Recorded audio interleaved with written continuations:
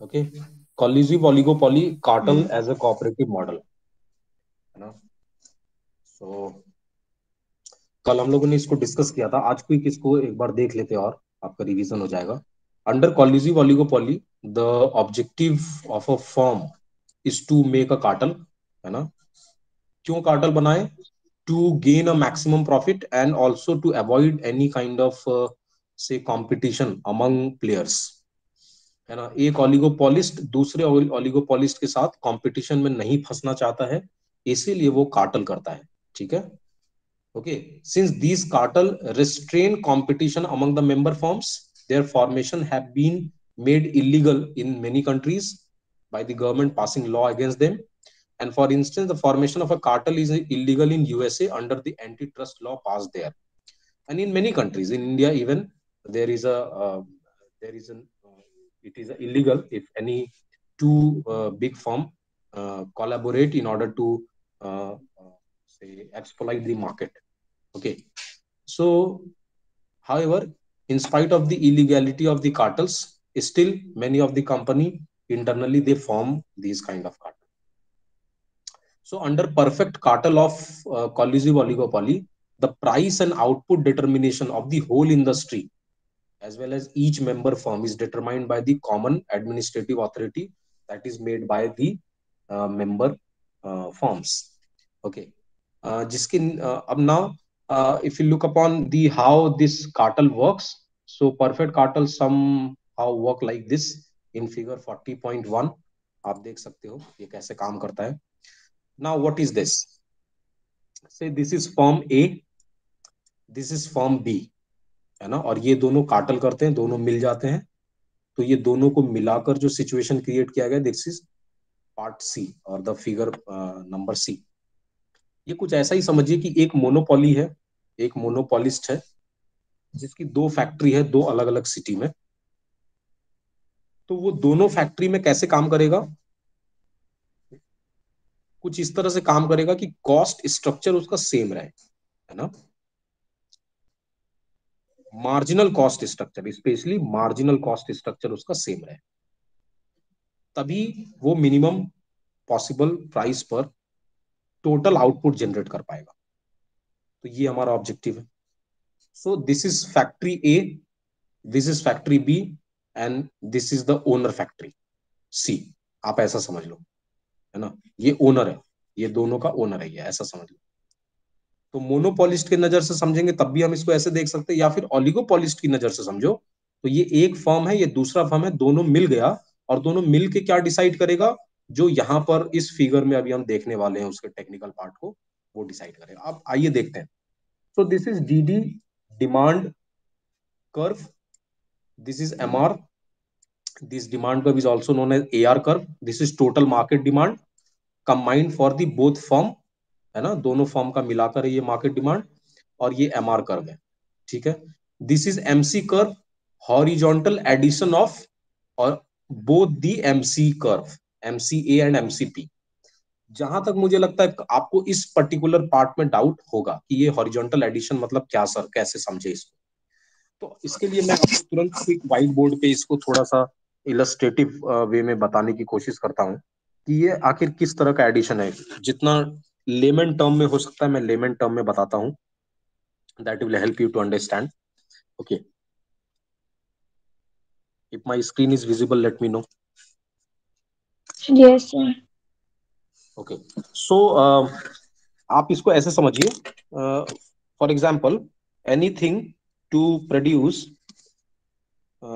ये क्यू दे देते हैं ए फॉर्म का, इसको मान लीजिए प्रोड्यूस कर रहा है ये 10, 20, 30, 40 कुछ ऐसा प्रोड्यूस कर रहा है, और इसकी मार्जिनल कॉस्ट है ना, मार्जिनल कॉस्ट है ये मान लो 6, फिर ये क्या होगा, डिक्रीज होगा 5, 4 और फिर वापस से बढ़ने लगता है. तो ऐसा कुछ समझ लो 6, 5, 4, 6 और फिर वापस से बढ़ने लगेगा, है ना. यही तो होता है. मार्जिनल कॉस्ट कैसा होता है? It first decreases then start increases with the increase in output. Okay, so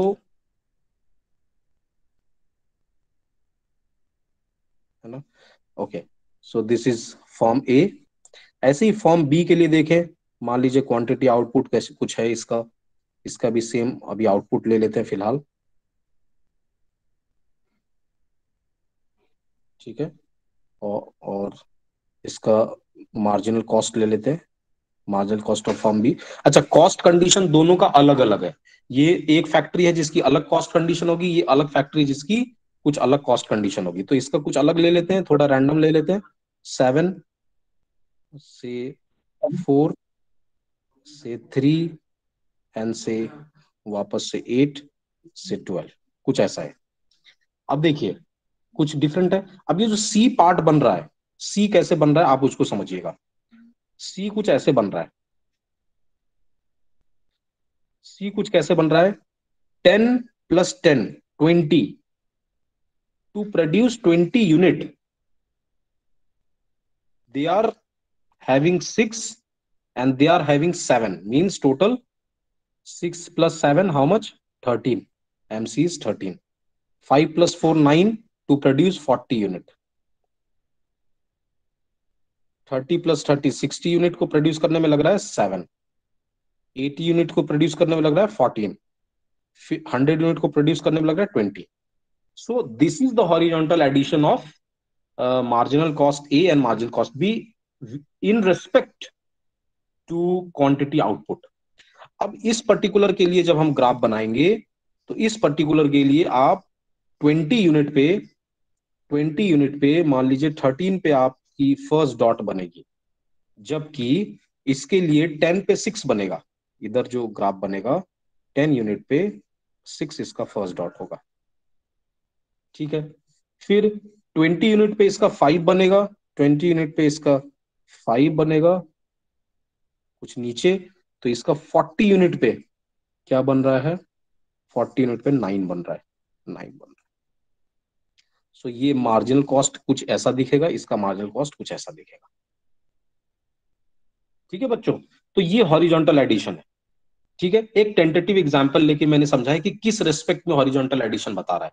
total output यानी फैक्ट्री ए फैक्ट्री बी से आउटपुट निकल कर आ रहा है तो टोटल 20, तो टोटल मार्जिनल कॉस्ट कितना लग रहा है वो ये जानकारी देता है, ठीक है बच्चों। Okay, now let's move to the next part where actually they are trying to make you understand how this works। okay,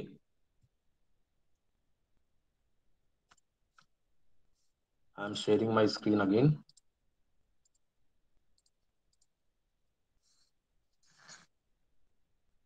okay, if the screen is visible let me know। Yes, sir. Okay, तो ये तो रहा horizontal है। अब ये देखिए एक ये मार्जिनल कॉस्ट बन गया है ना। अब ये मार्जिनल कॉस्ट मान लीजिए पॉइंट आर पे इंटरसेक्ट करता है एमआर को। So this is the point of profit maximisation as per the equilibrium condition of a firm that we have already understood many times. MR is equal to MC and slope of MR should be less than slope of MC. तो यहाँ MC की slope increasing है, MR की slope decreasing है, और यहाँ पर MR और एमसी इस पॉइंट पर बराबर है, आर पॉइंट पे। अब इस आर पॉइंट पे यहाँ पर इसकी एमसी क्या है, मान लीजिए इसकी एमसी 7 है, मान लीजिए कुछ भी 7 है, तो ये इसकी भी एमसी 7 है, इसकी भी एमसी 7 है, तो यहां पर बिल्कुल सेम है, बिल्कुल। ये जो पूरा कर्व बना है ना वो इन दोनों के एडिशन से बना है, इसमें तो कोई दो राय नहीं है। लेकिन इस पर्टिकुलर पॉइंट पे ये तीनों एमसी सेम है, लेकिन इस पर्टिकुलर आर पॉइंट पे जो एमसी है 7, इसके कोरस्पॉन्डिंग क्यू कुछ और है। क्यू क्या है, कंबाइन क्यू है, ये मान लीजिए कुछ 100 है, ये 100। ओके, सो इस पॉइंट पर, लेकिन इसके जब मार्जिनल कॉस्ट जब 7 रहता है तो उस समय पर क्यू कितना है, इसका मेन मान लीजिए 30-40 कुछ रहता है, और इसका 50-60 कुछ रहता है। Okay, so this is the difference कि at the 7 marginal cost this particular factory A produces something different, this particular B factory produces something different, and this combined situation is something very different, which is the horizontal addition actually, है ना। मैं वो समझाने की कोशिश कर रहा हूँ ना। अब ये एमआर हमारा AR curve, MR curve, MC curve S total जो हम लोगों ने मोनोपोली सिचुएशन में पढ़ा था सेम है। At this particular point R, this is the point of equilibrium, corresponding to this point on x axis we will get our output, quantity output, corresponding to this on demand curve we will get the point L, corresponding to this L you will get equilibrium price OP. यानी market में दोनों firm को अगर मिलकर काम करना है तो ओपी प्राइस सेट करना चाहिए, because at this OP price combined marginal cost is equal to the marginal revenue, combined marginal revenue, है ना, इस पर्टिकुलर पॉइंट पे। तो ये आउटपुट प्रोड्यूस करना चाहिए। टोटल आउटपुट कितना प्रोड्यूस, ओक्यू, टोटल प्राइस कितना चार्ज करेंगे, ओपी। नाउ मान लीजिए ये आउटपुट तय हो गया 100 क्वांटिटी प्रोड्यूस करना है और ये प्राइस तय हो गया कि 50 रुपीज चार्ज करना है। Now both firm A and B will charge 50 rupees, price same charge करेंगे दोनों, लेकिन दोनों का प्रॉफिट कुछ अलग अलग होगा। क्यों अलग अलग होगा?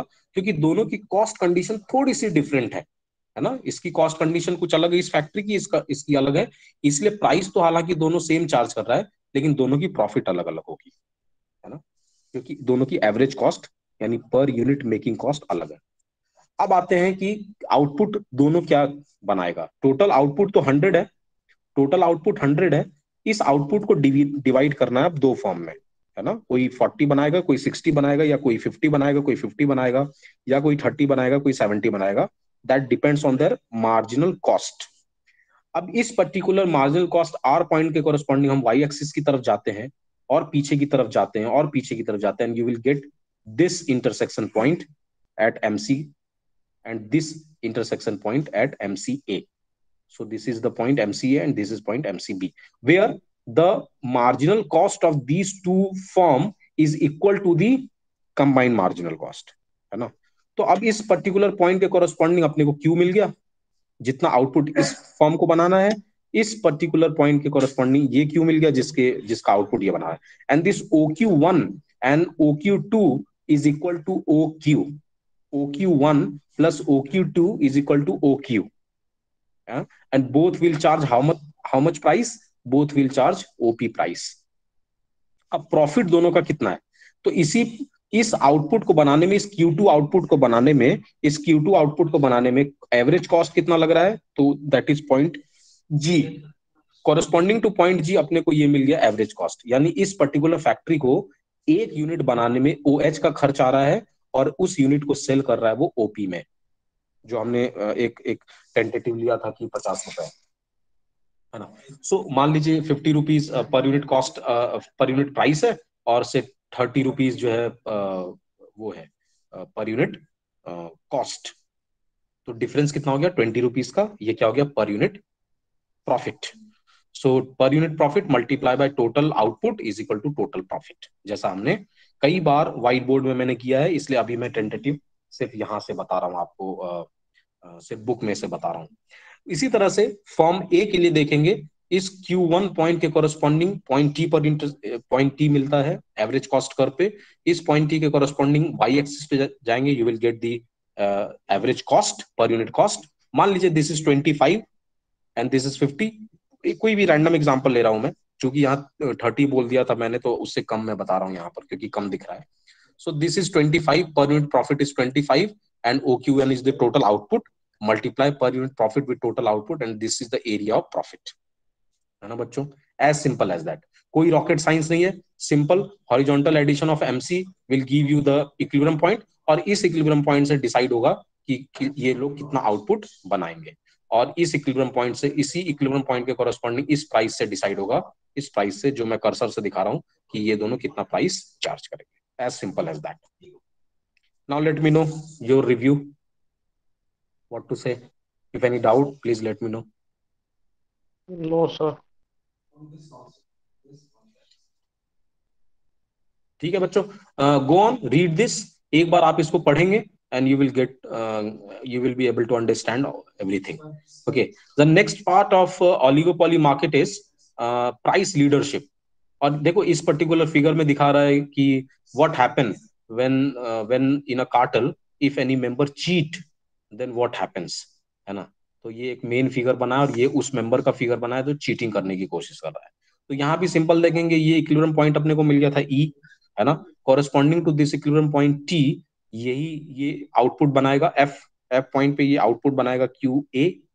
लेकिन ये व्यक्ति क्या करता है, ये व्यक्ति क्या करता है, अपने MR और एमसी को इंटरसेक्ट कराता है जे पॉइंट पे, और इसका प्रॉफिट मैक्सिमाइजिंग पॉइंट कौन सा है, जे। तो ये टोटल आउटपुट कितना बनाने लगेगा, Q A dash, Q dash A, है ना, क्योंकि ये इसका इक्विलिब्रियम पॉइंट है एम आर एम सी। तो ये आउटपुट ज्यादा बनाने लगेगा, तो ये चीटिंग है। मतलब जो तय हुआ था कि आप ओ क्यू ए बनाएंगे, उसकी जगह वो ओ क्यू डैश ए बनाने लगेगा, और ये चीटिंग है। और इससे जो ये शेडेड एरिया है, इससे ये अपना प्रॉफिट को इंक्रीज कर लेगा, है ना। This is producer surplus. Actually producer surplus क्या होता है, अबव सप्लाई कर बिलो प्राइस, है ना, कई बार मैंने डिस्कस किया है टेक्निकली। तो above supply curve, this MC is actually supply curve, so above supply curve below this price point, actually this is the producer surplus that he will get, additional surplus that he will get if he cheats. तो उसके पास cheating करने के लिए motive भी है, उसके लिए उसके पास मौका भी है, और अगर वो ऐसा करता है तो फिर ये जो कार्टल सिस्टम है, ये कार्टल सिस्टम एक्चुअली में क्या होगा, it will become unstable, and this will not continue. Okay, so this is the panel where we can understand how the firm cheat and what happens when they cheat. Okay तो ये खैर बहुत important topic नहीं है, but फिर भी मैंने बता दिया, आप इसको पढ़ेंगे so you will be able to understand this topic. Next topic is price leadership, है ना। On the basis of price leadership, how oligopoly firm actually dominate the firm, dominate the market industry. तो यहाँ पर फिर से मैं दो example देता हूँ। यहाँ पे प्राइस लीडरशिप के दो एग्जांपल है। एग्जांपल नंबर 1, लो कॉस्ट प्राइस लीडरशिप, और दूसरा डोमिनेंट फर्म प्राइस लीडरशिप, है ना। तो लो कॉस्ट प्राइस लीडरशिप का सीधा सा मतलब है कि एक ऐसा फर्म है जो मार्केट में अपने सारे कॉम्पिटिटर के मुकाबले कम लागत पर सामान बनाकर बेच पा रहा है। एक ऐसा आदमी है, एक ऐसा फर्म है। तो जाहिर सी बात है, चूंकि वो सबसे कम लागत पे सामान बनाकर बेच पा रहा है, तो उसके पास प्राइस कंपटीशन में वो हमेशा आगे रहेगा। तो ऐसे केस में बाय डिफॉल्ट उसको लीडरशिप मिल जाती है, ठीक है। तो उसको हम समझेंगे this is the low cost price leadership. दूसरा है price leadership of dominant firm. इसमें क्या देखेंगे, under this one of the few firm in the industry may be producing a very large proportion of total production of industry. अब इसके अंदर क्या बता रहे हैं कि या तो इंडस्ट्री में मान लीजिए 100% में से 50-55% सिर्फ वही बना रहा है। जैसे कि ऑटोमोबाइल सेक्टर में आप मारुति सुजुकी का आप लीडरशिप देखते हैं, that is dominant form actually under the oligopoly form. और उसकी प्राइस लीडरशिप कैसी है, डोमिनेंट फॉर्म की जैसी है। वेयर एक्चुअली मार्केट शेयर उसका कितना है, छोटे कार सेगमेंट में खास करके मार्केट शेयर उसका मोर देन 50% है, यानी 100 में से 50 से ज्यादा कारें मारुति सुजुकी की बिकती है। तो ऐसे फर्म एक्चुअली डोमिनेंट है, प्राइस लीडर बन जाता है। अच्छा, दूसरा may be producing a very large proportion of total production of industry and may therefore dominate the market for the product. छोटे कार के सेगमेंट में मारुति सुजुकी डोमिनेट करता है। This dominant firm wield a great influence over the market for the product, while other firms are small and are incapable of making any impact on the market. As a result, the dominant firm estimates its own demand curve and fixes a price which maximizes its own profit. ऐसे में क्या होता है, dominant firm अपना खुद का एक price fix करता है, और बाकी firm, other small firms are actually have no individual effect on the price of the product, and actually they have to follow the dominant firm and accept the price set by it and adjust the output accordingly. Maruti Suzuki ने जब छोटे car segment में 1980s में जब मारुति उद्योग की स्थापना हुई थी भारत में, भारत सरकार के द्वारा, एक्चुअली ये गवर्नमेंट ऑर्गेनाइजेशन था। तो सुजुकी के साथ टाइप करके जब भारत में कार बेचने की इन्होंने शुरुआत की, तो पहली 800 कार 47,000 रुपए में बेची गई थी, और वो उस समय के हिसाब से अफोर्डेबल कार सेगमेंट में था। मतलब एक ऐसा ऑप्शन था मारुति 800 जो अफोर्डेबल लगने लगा था लोगों को, 47,000 रुपीज। हालांकि ये भी बहुत बड़ा अमाउंट है 1980s के हिसाब से, लेकिन फिर भी जो बाकी मार्केट में दूसरी कंपनियां थी उस समय मार्केट में एक पद्मनी वो थी, फिएट, दूसरी एम्बेसडर थी हिंदुस्तान मोटर्स की जो 1940s में आई थी इंडिया में, और तीसरी महिंद्रा की जीप आया करती थी। 1985 तक आते आते मारुति ने और जिप्सी और ओमनी जैसी कारें ले आए, और वो मार्केट को पूरी तरह से डोमिनेट करने लगे, क्योंकि वो जिस प्राइस सेगमेंट में काम कर रहे थे बाकी लोग उस प्राइस सेगमेंट में काम नहीं कर पा रहे थे। तो इसको कहते हैं डोमिनेंट फॉर्म का एग्जांपल आप इसको ले लो, ठीक है। और फिर थर्ड है जो दो अपने को पढ़ना है with the help of graph, वो ये फर्स्ट टू है, और जो तीसरा है वो क्या है, बैरोमेट्रिक प्राइस लीडरशिप, जिसमें बहुत ही पुरानी कंपनी है, एक्सपीरियंस कंपनी, बहुत बड़ी लार्जेस्ट कंपनी और रेस्पेक्टेड कंपनी है। ऐसे में ये company actually play the role of custodian who protect the interest of all.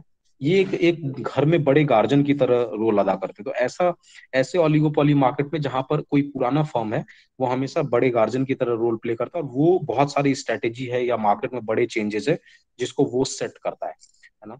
जो थोड़ा थोड़ा झलक आपको रिलायंस टेलीकम्युनिकेशन में देखने को मिलेगा, चाहे वो पहली बार इनकमिंग कॉल को फ्री करना हो, चाहे वो कॉल को जैसे 440 के प्लान में 2003-4 के आसपास आप देखेंगे, 5 के आसपास, आउटगोइंग को फ्री करना हो, 1 पैसे पर मिनट का वो हो, 1 रुपए में 1 मिनट बात करने का हो, मतलब बहुत सारे आप देखेंगे, life time calling, life time क्या कहते थे उसको, अ, जो कहते हैं उसको लाइफ टाइम, अब तो वो नाम भी भूल गया क्योंकि अब सब लाइफ टाइम के साथ आ रहे हैं, है ना, life time validity. Life time validity का जो कॉन्सेप्ट लेकर आएंगे, तो रिलायंस टेलीकम्युनिकेशन वो थोड़ा रोल प्ले करता है, जहां पे वो पुरानी एक्सपीरियंस लार्जेस्ट कंपनी और मोस्ट रेस्पेक्टेड कंपनी, हालांकि बीएसएनएल और एमटीएनएल पुरानी कंपनियों में से एक है टेलीकम्युनिकेशन की, लेकिन जो बड़े बदलाव आप देखते हैं वो रिलायंस लेकर आता है। अच्छा, फोर्थ कंपनी है एक्सप्लॉइटेटिव और एग्रेसिव प्राइस लीडरशिप। ये भी झलक आपको जियो में दिखता है। अब ये क्या है, aggressive price leadership, under which a very large और dominant firm establish its leadership by following aggressive price policy and thus compel other firms in the industry to follow him in respect of price. Price के respect में follow करना पड़ेगा, इसके पास कोई और चारा। Such a firm will often initiate a move threatening to compete the other out of the market if they do not follow it in setting there price. House ever India में ये जियो का मैंने एग्जांपल जरूर दिया, लेकिन ये India में चूंकि ट्राई काम करती है, कंपटीशन एक्ट हमारे यहाँ काम करता है, इसलिए इस तरह का आप पोजीशन नहीं देखते हो कि वो बना पाया, लेकिन हाँ कैपेबिलिटी बिल्कुल है, उसमें बना सकता था। लेकिन चूंकि मैंने पहले भी कहा है, इस तरह की प्राइस लीडरशिप या मोनोपोली, ये सब रेस्ट्रिक्टेड है, ये सब इस तरह के ट्रेड प्रैक्टिसेस दुनिया भर में कोई भी देश अलाउ नहीं करता है। चलिए, तो आप इसके बारे में और पढ़ना चाहें, price output determination low cost, अब इसके बारे में पढ़ते हैं। फर्स्ट है ना, लो कॉस्ट फॉर्म, हेडिंग डालिए low cost firm. Okay, price leadership, firstly there is a price leadership by low cost firm, है ना। Under low cost firm economist actually develop a model to concerning price output determination under price leadership. अब इसके assumptions क्या है, इसके basic assumptions देख लेंगे। There are two firms, दो फर्म है A and B. The firm A has a lower cost of production than the firm B. अब यहाँ पे लो कॉस्ट वाला कॉन्सेप्ट पढ़ने वाले तो यहाँ पे थ्योरी लेकर चल रहे हैं, एजम्पशन लेकर चल रहे हैं कि दो फर्म है, आसान रखने के लिए दो फॉर्म लिया गया है, आप दो से ज्यादा फॉर्म में भी सेम कॉन्सेप्ट का अप्लाई किया जा सकता है। The firm A has a lower cost of production than firm B, है ना। The product produced by the two firm is homogeneous so that the consumer have no preference between them, दोनों एक जैसा product बना रहे हैं। Each of the two firm has equal share in the market, दोनों के पास मार्केट का बराबर शेयर है। In other words, demand curve facing each firm will be same and will be half of the total market demand of the product. दोनों के पास लगभग बाजार का आधा हिस्सा है। अच्छा, बाजार का आधा हिस्सा है तो फिर लो कॉस्ट का फायदा क्या, मतलब लो कॉस्ट लीडरशिप का फायदा क्या? इसमें सीधी सी बात है, जो लो कॉस्ट फर्म है वो कंपेल करेगा अदर फर्म को अपने ही प्राइस पर बेचने के लिए, है ना। हाउस एवर स्टिल, चूंकि दोनों का होमोजीनस गुड्स है और एक जैसा गुड्स है और दोनों सेम प्राइस पे बेचने लगेगा इन फ्यूचर, क्योंकि लो कॉस्ट फर्म कंपेल करेगा, तो ऐसे में दोनों के पास मार्केट का बिल्कुल आधा आधा शेयर बना रहेगा। इसलिए यहां पर कहा गया कि two firm having equal market share. आइए अब इस पर्टिकुलर ग्राफ से अब इसके टेक्निकलिटी को समझते हैं। ये ग्राफ देखने में बड़ा खतरनाक लगता है कि इतने सारे लाइन इसमें बने हुए हैं, बट ये बहुत ईजी है। आइए आपको मैं लेकर चलता हूँ। Okay, so this is the D small d. Capital D small d is a demand curve of a firm. एक मिनट मुझे दीजिएगा बच्चे।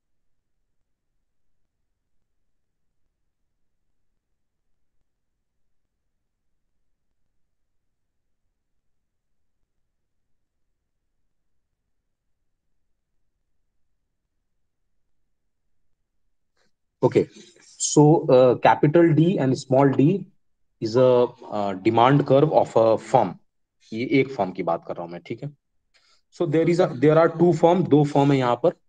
सो दोनों का मिला दें डिमांड, तो that is all together demand double हो गया। सो उसको रिप्रेजेंट कर रहा है D, capital D and capital D, ठीक है। So this capital D and capital D is a market demand, है ना। और एक फर्म का डिमांड कितना है, D, capital D and small D.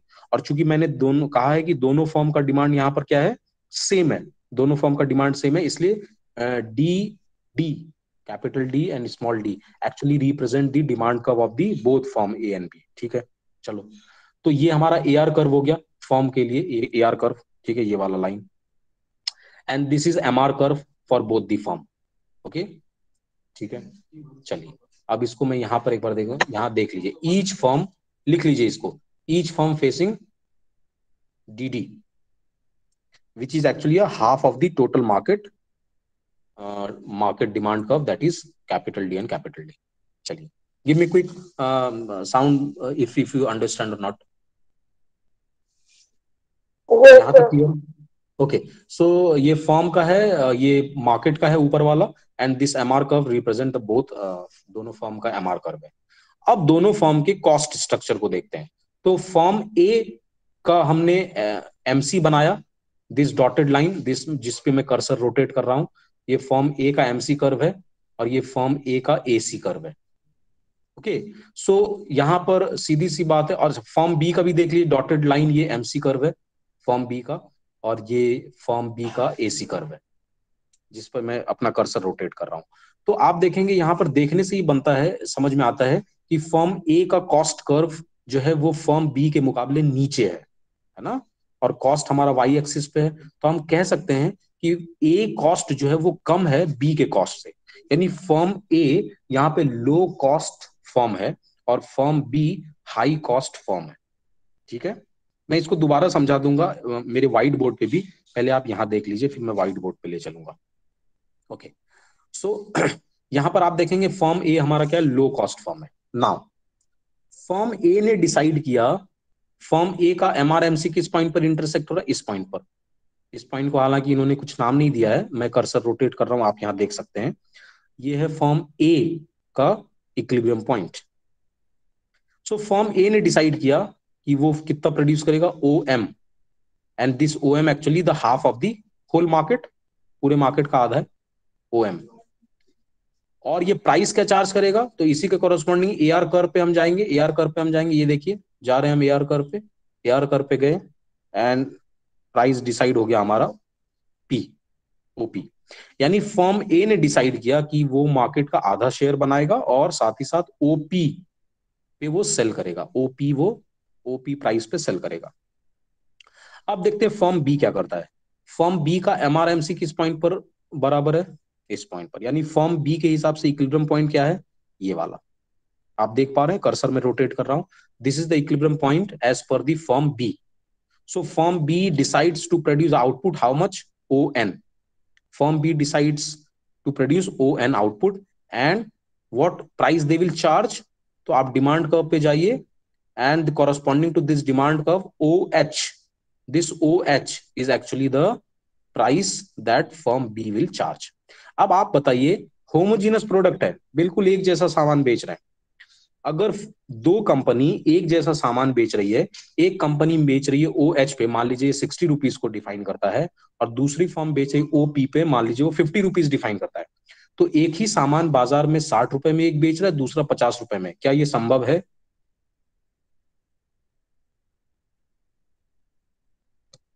Yes, class. If it is possible, one firm is selling it for 60 rupees and other firm is selling it for say 50 rupees, and the product is same. क्या ये possibility है, बेच पाएगा? Sir उसका हाँ product बोलिए। नहीं बिकेगा। नहीं बिकेगा, मतलब उसको अपने प्राइस को कम करना ही पड़ेगा, है ना। So he will yes compel, sir. हाँ, कंपेल टू लोअर क्या डाउन हिज प्रॉफिट प्राइस। नहीं होगा? हाँ, मैक्सिमम प्रॉफिट प्रॉफिट नहीं नहीं होगा, होगा? Maximum profit. This M R is equal to M C does not denote the profit, but it denotes the maximum profit condition.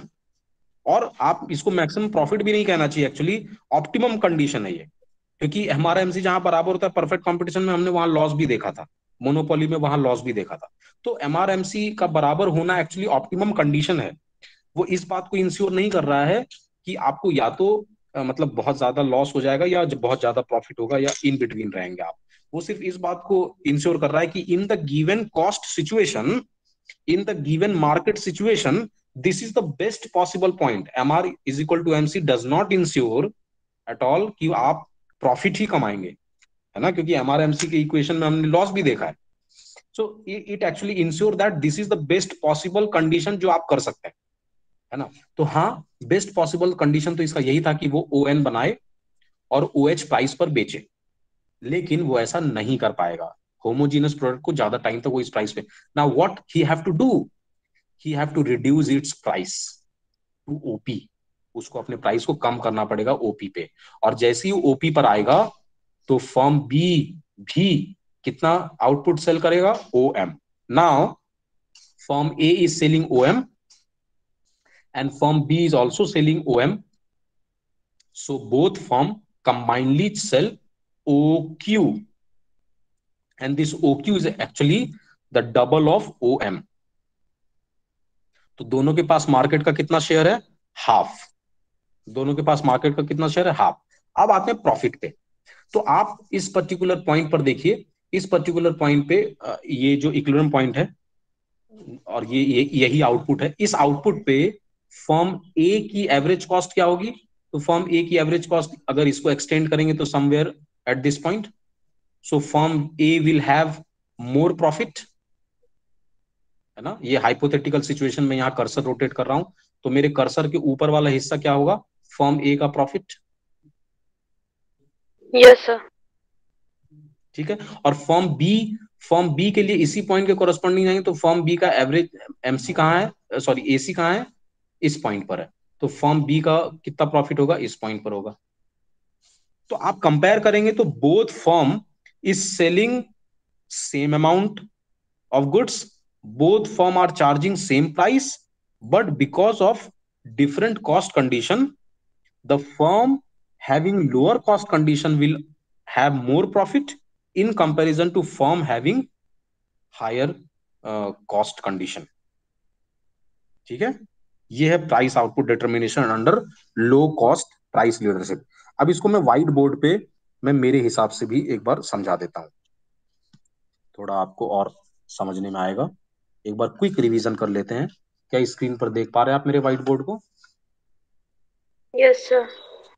Okay, so अब आप देखिए, so we have this capital D and D, this is market demand curve, लिख लो इसको।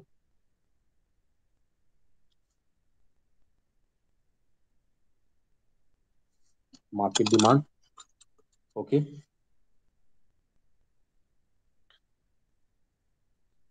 ये half small D, sir आपका board नहीं दिख रहा है।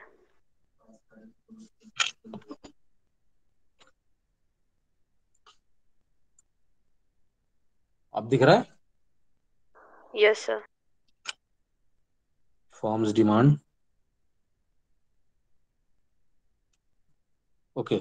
ये देखिए मैंने ब्लैक कलर से मार्केट डिमांड बनाया, D and D, and red colour से मैंने फर्म का डिमांड बनाया जो कि हाफ है उसका। कहीं हाफ पे तो दिख नहीं रहा, लेकिन मैं कोशिश करता हूँ ये हाफ पे दिखे।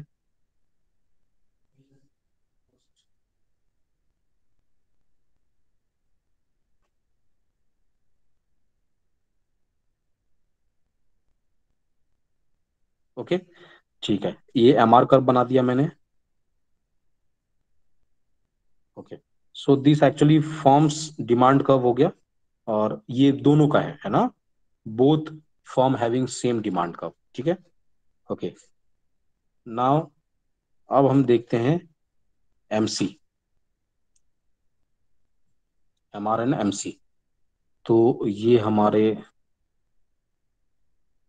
ये मान लीजिए बना एमसी ए। सर आप बोल रहे हो कि ये दोनों फॉर्म का डिमांड का सेम है, तो ये ब्लैक वाला ऊपर है और रेड वाला नीचे है। No no Yasvi, you got me wrong. ये जो ब्लैक वाला है ना, D and D, capital D black line, that is a market demand, वो मार्केट Yes. का डिमांड है। और उसका आधा यानी capital D and small D is a firm's demand. तो अगर एक फर्म 50 बनाता है, दूसरा फर्म 50 बनाता है, टोटल मार्केट डिमांड 100 होगा ना। सो Yes, this sir. Small D वाली जो लाइन है, रेड लाइन है, इसका डबल है वो मार्केट डिमांड, है ना, कैपिटल डी में। ठीक है, एंड दिस इज एसी। ठीक है, ये मैंने उससे बनाया। अब मैं येलो से बनाता हूं फर्म बी का marginal cost, MCB.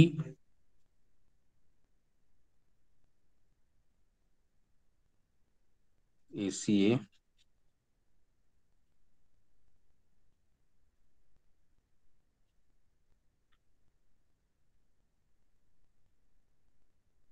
Okay. So this is the point of equilibrium for firm A. इसको मैं अब ऑरेंज कलर से कर देता हूं। This is the point of equilibrium for firm A. ठीक है, and this is the price that is charging firm A, and this OQ is the total market demand, total market demand at price OP, total market demand at price OP। क्योंकि market का demand कब क्या है, बड़ा वाला है, ये जो ब्लैक कलर में है वो है। तो हम इस प्राइस के कोरस्पॉन्डिंग देख लेंगे कितना बनाएगा, तो मार्केट डिमांड OQ। तो टोटल प्राइस क्या हो गया, इक्विलिब्रियम प्राइस क्या हो गया, इक्विलिब्रियम मार्केट प्राइस, OP. हाँ, equilibrium market price as per लो, एज पर लो कॉस्ट प्राइस लीडरशिप, क्योंकि वही फाइनल हो जाएगा हमारा। लो कॉस्ट प्राइस लीडरशिप लिख लेना पूरा, that will be OP.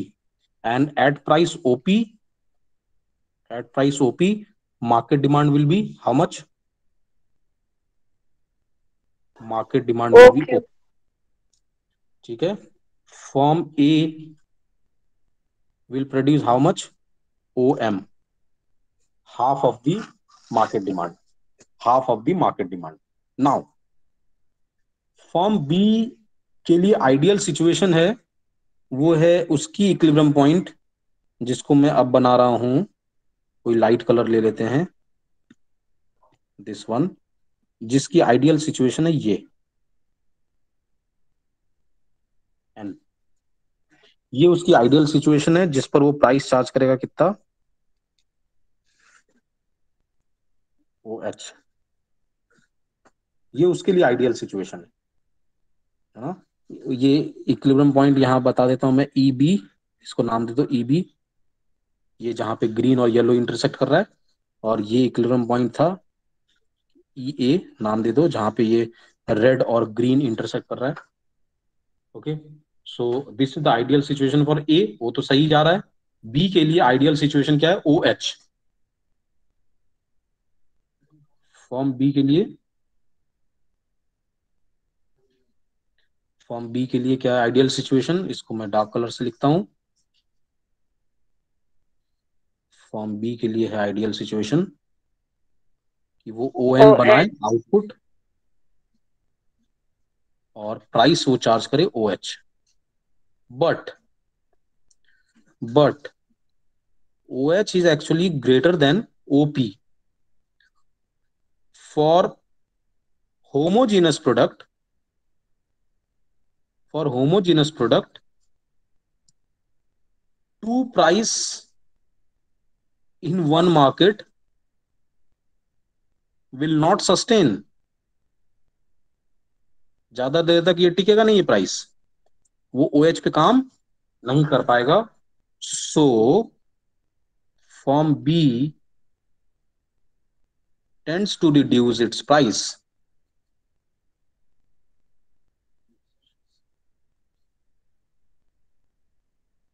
Okay, and in this case the firm B will charge how much, again OP।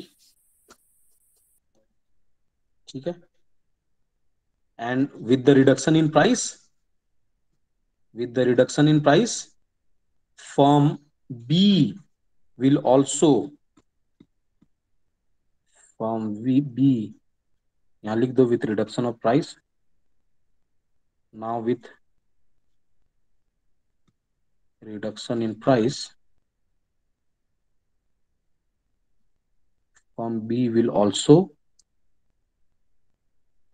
produce OM quantity which is actually equal to firm A output. Firm A का output और firm B का output अब बराबर है,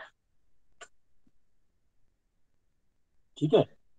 however profit of B will be less than the profit of A because of differential cost condition.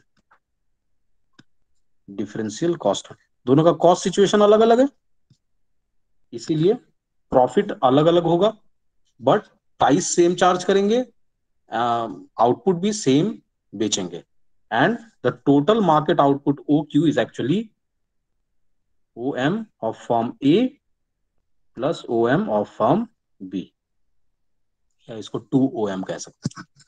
So this is the combined से explanation of low cost price leadership, है ना। ये मैं white board share कर दूंगा आप लोगों से, इसको मैं कर ही देता हूँ और इसका नाम भी रख देता हूँ। इस टॉपिक का नाम है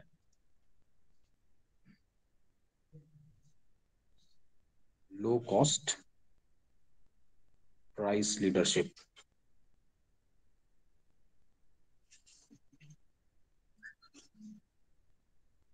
ठीक है बच्चों, यस सर। चलो यहां तक किसी को doubt, let me know quick. No sir. Okay, तो इस पर्टिकुलर टॉपिक को हमने देख लिया, फिगर नंबर 40.3 को आपने समझ लिया। थोड़ा फिगर देखने में बहुत क्रिटिकल लगता जरूर है, लेकिन है नहीं इतना मुश्किल। आप एक बार 15 मिनट समय निकालेंगे, फिगर के आगे पीछे वाला हिस्सा आप कम से कम पैराग्राफ पढ़ लेंगे, बस आज समझ लिया है तो आज ही पढ़ लेना, तो आपको फिर आसानी से ये टॉपिक समझ में आ जाएगा, है ना। और फिर नेक्स्ट क्लास में we will discuss price output determination under price leadership by dominant firm, ठीक है, जिसको हम लोग देखेंगे इस फिगर नंबर 40.4 से। इसको भी आप पढ़ लोगे तो समझ में आ जाएगा, बहुत इजी है, कोई रॉकेट साइंस नहीं है, बहुत इजी है, but still I will make it clear. मैं इसको डिस्कस करूंगा and then we will look upon kink demand curve. तो यहाँ पे ये लगभग ऑलिगोपॉली का हमारा सब काम हो जाएगा, and then we will discuss the classical theory under oligopoly. जितने भी 4 क्लासिकल थ्योरी एक्चुअली पढ़ना है अपने को, चैम्बरलिन की थ्योरी, बर्नेट, कुर्नो और एजवर्थ की थ्योरी, इन सबको हम लोग पढ़ेंगे। Okay, then that's all from my side, have a nice day class. हाँ, कोई सवाल है तो पूछो। सर जैसे ये क्लास रिकॉर्ड हो रहा है तो क्या बोलते कहीं अपलोड होगा क्या, मतलब अगर जैसे हम लोग को बाद में हाँ, देखना होगा तो। मैं कोशिश करूंगा इसको अपलोड कर दूं, है ना, आप लोगों ओके के लिए सर। अपलोड कर दूं, ठीक है। Okay sir.